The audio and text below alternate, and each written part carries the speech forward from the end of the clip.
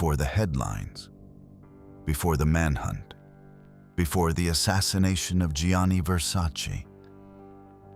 There was Jeffrey Trail. Jeffrey Trail had lived a life defined by discipline. Born in Michigan, Trail grew up in a traditional Midwestern environment that valued structure, service, and responsibility. Friends described him as someone who always seemed focused on the future. He joined the United States Navy, where he served as a communications officer. In the military, Trail gained a reputation for professionalism and reliability. Those who worked with him often described him as someone who took his duties seriously. But like many service members transitioning back into civilian life, Trail eventually decided to pursue new opportunities outside the military. He relocated to Minneapolis. The city's growing professional community offered new possibilities. It was there that Trail entered a social circle that would ultimately bring him into contact with Andrew Cunanan. At first glance, Cunanan appeared to be everything people look for in a friend. He was charismatic, funny, well-spoken. He could walk into a room full of strangers and quickly become the center of attention. Many people who met Cunanan were impressed by his intelligence and storytelling ability. He often spoke about traveling the world. He talked about wealthy friends and influential connections. But there was one problem. Much of what he said wasn't true.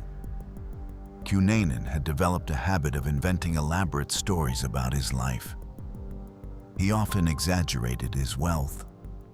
He implied connections to powerful individuals. And in many cases, people simply believed him.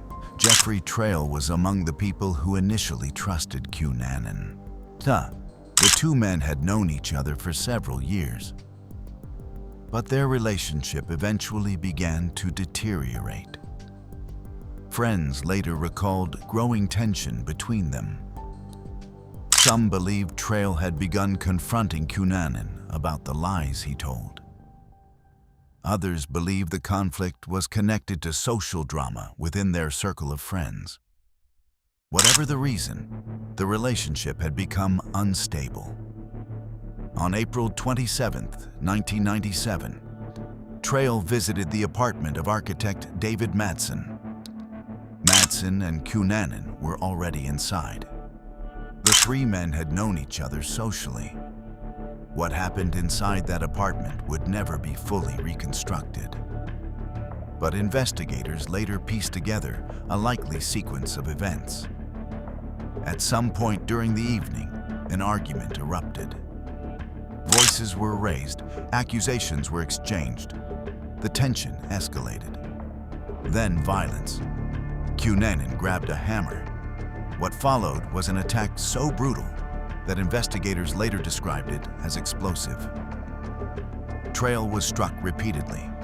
The assault continued long after the first blow. When it was over, Jeffrey Trail lay dead inside the apartment. But the most disturbing detail was what happened next. Cunanan did not immediately flee.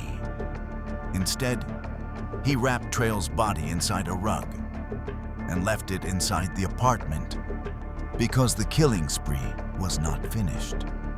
In fact, another man inside that apartment had just become the next victim. David Madson.